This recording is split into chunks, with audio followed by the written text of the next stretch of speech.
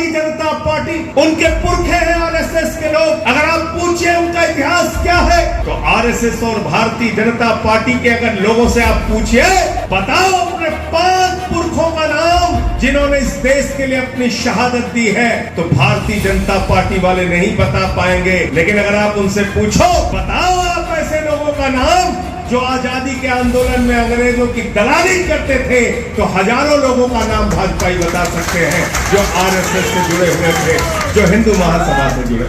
4 साल 11 महीने हम इंसान रहते हैं, जैसे ही चुनाव आता है कोई ठाकुर हो जाता है, कोई ब्राह्मण हो जाता है, कोई यादव हो जाता है, कोई अगरा हो जाता है, कोई पिछड़ा हो जाता है, कोई दलित हो जाता है, कोई सवर्ण हो जाता है।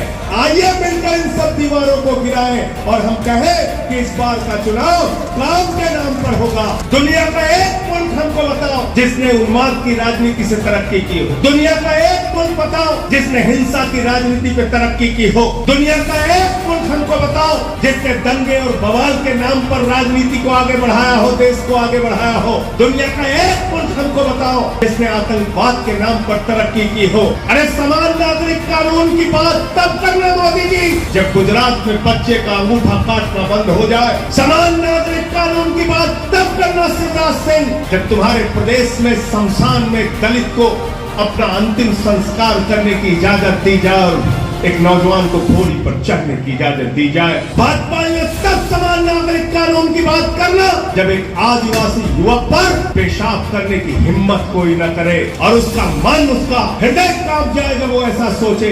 समान नागरिक कानून की बात तब करना जब सोनभद्र में शर्मनाक घटना, जानवरों की तरह एक इंसान उसके साथ व्यवहार किया जा रहा है, चप्पल पे थूक के चटवाया जा रहा है। ये सब घटनाएं जिस दिन बंद हो जाए तब समान नागरिक कानून की बात करना।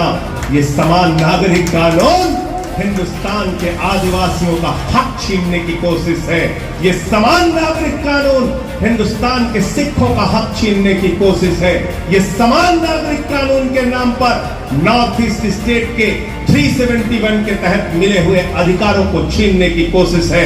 अगर वास्तव में इस देश के अंदर समान नागरिक कानून बनाना चाहते हो मोदी जी, तो 9 साल तक तुम्हारी सरकार भांग खा के क्यों सो रही थी, इसका जवाब दो।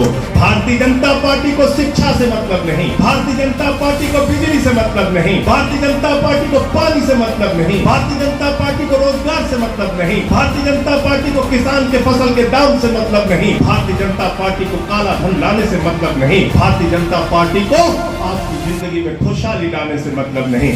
भारतीय जनता पार्टी को एक ही चीज से मतलब है साथियों, झगड़ा, झगड़ा और झगड़ा।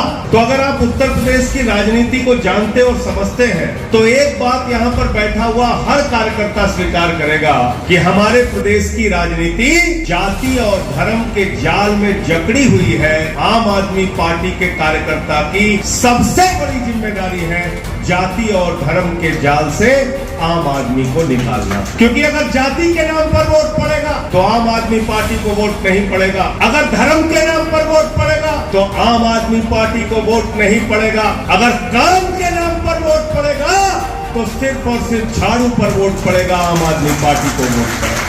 आज एक शक्ति है इस देश के अंदर, भारतीय जनता पार्टी, उनके पुरखे हैं आरएसएस के लोग। अगर आप पूछिए उनका इतिहास क्या है तो आरएसएस और भारतीय जनता पार्टी के अगर लोगों से आप पूछिए, बताओ अपने 5 पुरखों का नाम जिन्होंने इस देश के लिए अपनी शहादत दी है, तो भारतीय जनता पार्टी वाले नहीं बता पाएंगे। लेकिन अगर आप उनसे पूछो, बताओ आप ऐसे लोगों का नाम जो आजादी के आंदोलन में अंग्रेजों की दलाली करते थे, तो हजारों लोगों का नाम भाजपाई बता सकते हैं जो आरएसएस से जुड़े हुए थे, जो हिंदू महासभा से जुड़े थे। 1942 में जब अंग्रेजों को भगाने का आंदोलन चल रहा था, राष्ट्रपिता महात्मा गांधी के नेतृत्व में अंग्रेजों भारत छोड़ो का आंदोलन चल रहा था, करो या मरो का आंदोलन चल रहा था, उस समय जिन्ना की पार्टी के साथ सरकार में अगर कोई बैठा हुआ था तो 42 में बैठे हुए थे श्यामा प्रसाद मुखर्जी, जिन्होंने अंग्रेज गवर्नर को चिट्ठी लिख के कहा था इस आंदोलन को कुचल देना चाहिए, इस आंदोलन को खत्म कर देना चाहिए। एक तरफ वो लोग हैं जिन्होंने देश के साथ गद्दारी की है और एक तरफ अन्ना हजारे के आंदोलन के कोख से निकली हुई आम आदमी पार्टी है जो इस देश के आम आदमी के लिए काम कर रही है, केजरीवाल के सिपाही बनकर काम कर रही है। मैं पूरे विश्वास के साथ आपको कहना चाहता हूँ, लोग उत्तर प्रदेश में भी उठ चुके हैं, बदलाव चाहते हैं, यहाँ की परिस्थितियों से परेशान हैं। आज उत्तर प्रदेश में शिक्षा की बात नहीं होती, पानी बिजली की बात नहीं होती, 10-10 घंटे शहरों में बिजली की कटौती हो रही है, गाँव में ट्रांसफार्मर खराब है तो बनता नहीं है, स्कूल में हमारे बच्चों को नमक रोटी खाने के लिए दी जाती है, और उत्तर प्रदेश के अंदर बेरोजगारी का आलम यह है कि कुछ दिन पहले प्रयागराज में एक नौजवान ने आत्महत्या कर ली। किसान को उसके फसल का दाम नहीं मिल रहा, कर्ज के बोझ के तले वो आत्महत्या करने के लिए मजबूर है। आज उत्तर प्रदेश में आलम यह है कि 26,000 सरकारी स्कूल बंद हो चुके हैं। ये सरकारी स्कूल बंद क्यों हो रहे हैं? ये अस्पतालों में काम क्यों नहीं हो रहा? ये इसलिए काम नहीं हो रहा है कि जब चुनाव का मौका आता है, 4 साल 11 महीने हम इंसान रहते हैं, जैसे ही चुनाव आता है कोई ठाकुर हो जाता है, कोई ब्राह्मण हो जाता है, कोई यादव हो जाता है, कोई अगरा हो जाता है, कोई पिछड़ा हो जाता है, कोई दलित हो जाता है, कोई सवर्ण हो जाता है। आइए मिलकर इन सब दीवारों को गिराएं और हम कहें कि इस बार का चुनाव काम के नाम पर होगा। दुनिया का एक मुल्क हमको बताओ जिसने उन्माद की राजनीति से तरक्की की हो। दुनिया का एक मुल्क बताओ जिसने हिंसा की राजनीति पे तरक्की की हो। दुनिया का एक मुल्क हमको बताओ जिसने दंगे और बवाल के नाम पर राजनीति को आगे बढ़ाया हो, देश को आगे बढ़ाया हो। दुनिया का एक मुल्क हमको बताओ जिसने आतंकवाद के नाम पर तरक्की की हो। अगर याद करना है तो जर्मनी को याद कर लेना, हिटलर ने बर्बाद किया जर्मनी को। बगल में पाकिस्तान है, आतंकवाद को बढ़ावा दिया, बर्बाद हो गया पाकिस्तान। अफगानिस्तान ने आतंकवाद को बढ़ावा दिया, बर्बाद हो गया अफगानिस्तान। सीरिया, कितने देश का नाम गिनाऊं। इसलिए हिंदुस्तान में हम इस नफरत को पनपने नहीं देंगे।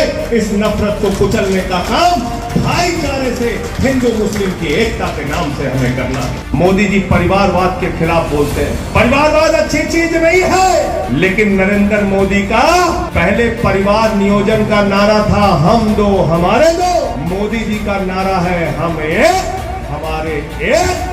आकाश में चले जाओ, जहाज अडानी का, जमीन पर आ जाओ, एयरपोर्ट अडानी का, समुद्र में चले जाओ, सीपोर्ट अडानी का, पाताल में चले जाओ, कोयला अडानी का, गैस अडानी का, सड़क अडानी का, बिजली अडानी का, पानी अडानी का, स्टील अडानी का, सीमेंट अडानी का, पूरा हिंदुस्तान। भाई कौन? अडानी। छोटा भाई कौन? अडानी। मझला भाई कौन? अडानी। चाचा का लड़का कौन? अडानी। चाची की लड़की कौन? अडानी। मौसी का लड़का कौन? अडानी। मौसा का लड़का कौन? अडानी। फुफ्फा का लड़का कौन? अडानी। फुफ्फी का लड़का कौन? अडानी। तो मोदी जी का सब कुछ क्या है? हमें